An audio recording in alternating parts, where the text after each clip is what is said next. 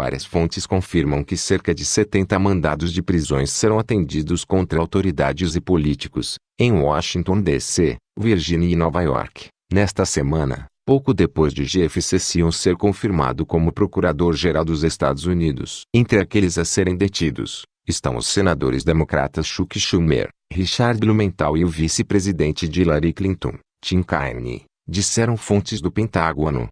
Essas prisões seguirão as outras 474 detenções que ocorreram na Califórnia, na semana passada, quando uma rede de pedofilia que atendia as elites de Hollywood e da costa oeste foi derrubada. É interessante notar que as prisões na Califórnia foram relatadas apenas por órgãos de notícias locais e completamente ignoradas pelas grandes redes corporativas.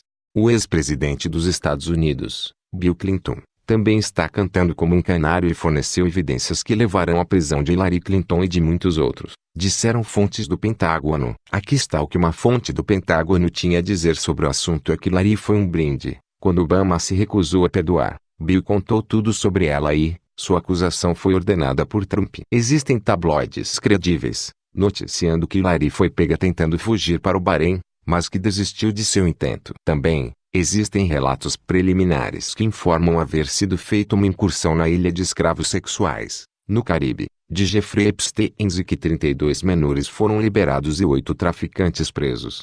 Também haverá uma luta mais oculta e brutal de poder acontecendo nas agências secretas, uma vez que a diretora adjunta da CIA, Gina Spell, foi escolhida para tratar da capitulação de sites negros, torturadores da Cabala, cartel de drogas e o pessoal do Estado Islâmico, diz uma fonte do Pentágono.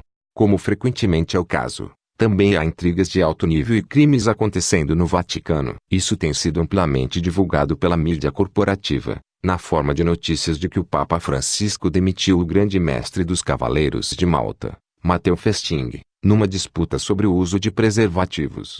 Aquele que quiser dar uma olhada na lista de membros dos Cavaleiros de Malta, ela está logo abaixo. Nela se encontra quem é quem da elite global, repleta de nomes como Rockefeller, Bush, Rothschild etc., para que possam acreditar que isso seja algo mais do que apenas preservativos. Na verdade, de acordo com fontes do Serviço Secreto do Vaticano, o que realmente aconteceu foi que os chefes dos Cavaleiros de Malta foram apanhados em Nova York trabalhando para assumir o sistema financeiro global sem que o Papa Francisco tivesse conhecimento e que o Serviço Secreto do Vaticano havia descoberto esse jogo sujo. Em outras palavras, os esforços para, novamente, criar de forma fraudulenta inúmeros trilhões de dólares em algumas das antigas famílias de linhagens foram frustrados, dizem as fontes do Vaticano. No momento, continuam as negociações de alto nível entre a Rússia, a China e os Estados Unidos sobre o futuro do sistema financeiro, dizem as fontes. Os britânicos, alemães e israelenses também estão envolvidos, dizem elas. Fontes envolvidas nas negociações estão dizendo que as pessoas por trás de Trump querem 50% de controle do novo sistema financeiro como um preço, para não irem atrás das famílias antigas de linhagens. Os asiáticos, agora, também insistem em 50%, enquanto os russos, por sua vez, estão pedindo 33%. Então, quem deteria a posição de ser o mais forte neste jogo do pôquer no poder mundial? A resposta curta é que sem a Rússia a seu lado, os Estados Unidos, agora, são mais fracos do que a China. No entanto, a China, embora seja economicamente mais forte do que os Estados Unidos e a Rússia, militarmente, perderia para uma aliança Estados Unidos-Rússia. Desse modo, dá para se perceber o cenário. A Rússia agora detém o voto de Minerva e é por isso que o regime de Trump parou de demonizá-la para, em vez disso, se aproximar dela. Com isso em mente e misturando metáforas, vamos dar uma outra olhada no tabuleiro de xadrez geopolítico mundial e ver como andam as coisas. A primeira coisa que podemos confirmar a partir de fontes dos Illuminati gnósticos e outras, é que um acordo foi alcançado para não usar armas nucleares. Em outras palavras, isso será resolvido por um híbrido financeiro, informação, forças especiais e luta militar convencional. Agora, vamos olhar para a posição da China. Os chineses têm sido muito bem-sucedidos com a sua pacífica abordagem de ganhos mútuos e convenceram mais de 100 países, representando cerca de 80% do PIB mundial para se juntarem ao seu Mundial Banco Asiático de Investimento e Infraestrutura. Também o fizeram bem, como faixas de uma estrada em chinês, algo que é melhor traduzido como uma estrada de duas mãos, numa gigantesca iniciativa de infraestrutura. Eles também são a principal nação credora do mundo. Militarmente, os chineses identificaram países em sua fronteira que não têm alianças militares com a Rússia ou os Estados Unidos, ou seja, como mencionado na semana passada, Índia, Indonésia, Tailândia, Coreia do Norte e Malásia, que eles poderiam provavelmente invadir em questão de meses. Isso lhes daria controle sobre um pouco mais de 3 bilhões de pessoas. Economicamente, os Estados Unidos, apesar de ser a nação mais endividada da história do planeta, os 18 trilhões em dívida externa, ainda tem muitos pontos fortes. Por seu lado, as empresas americanas continuam dominantes no comércio mundial. Além disso, os Estados Unidos ainda mantêm uma liderança, embora esteja rapidamente encolhendo, líder em ciência e tecnologia. Os americanos também controlam a maior parte do petróleo no Oriente Médio, embora tivessem que entregar uma grande parte aos russos como uma troca de sua cooperação. Em relação à Ásia, militarmente os Estados Unidos ainda, de longe, possuem a mais poderosa marinha e força aérea do planeta, não mencionando as 800 bases em locais estratégicos em todo o mundo. Isso significa que eles poderiam sufocar grande parte do acesso da China aos recursos do mundo. Também têm a habilidade técnica de matar a maioria dos líderes mundiais. Além disso,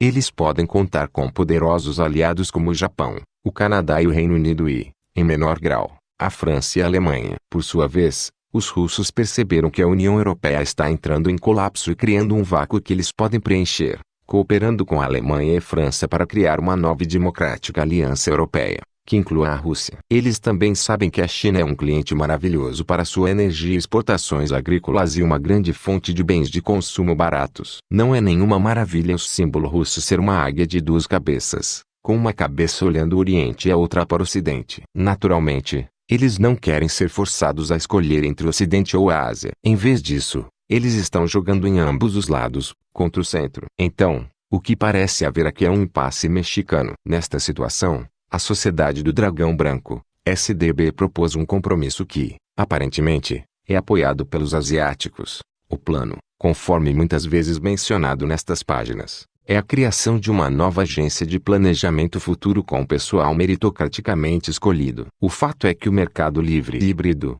mais o modelo de planejamento central desenvolvido pelo Japão e emulado e melhorado por lugares como Singapura, Coreia do Sul e China desprovido da ganância capitalista, funciona melhor do que o modelo corporativo que causou tanta dificuldade econômica no Ocidente. Só nos últimos anos é que um planejamento futuro de longo prazo tem sido realizado no Ocidente, por fanáticos religiosos com uma agenda apocalíptica. Devemos fazer nosso planejamento, não para o fim do mundo, mas para o renascimento do mundo como um paraíso. Se um acordo fundamental sobre o controle do sistema financeiro mundial for atingido, esta agência poderia receber um orçamento anual de muitos trilhões de dólares. Com tal orçamento, esta agência poderia, literalmente, acabar com a pobreza e deter a destruição ambiental em questão de meses. Depois disso, poderia realizar grandes projetos de infraestrutura, explorar espaço, restaurar ecossistemas, desenvolver novas tecnologias, etc.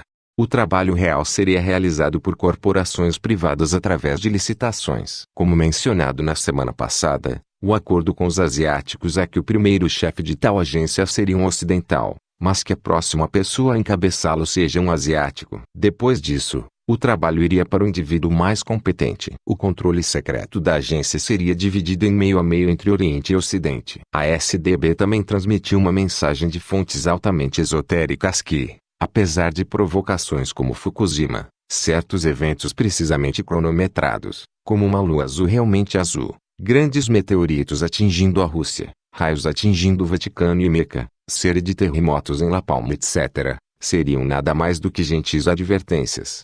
No dia 10 de fevereiro, haverá um cometa, um eclipse lunar e uma lua de neve, tudo acontecendo simultaneamente. A pergunta é, esses eventos foram previstos com muita antecedência? Os movimentos no sistema solar mudaram bruscamente,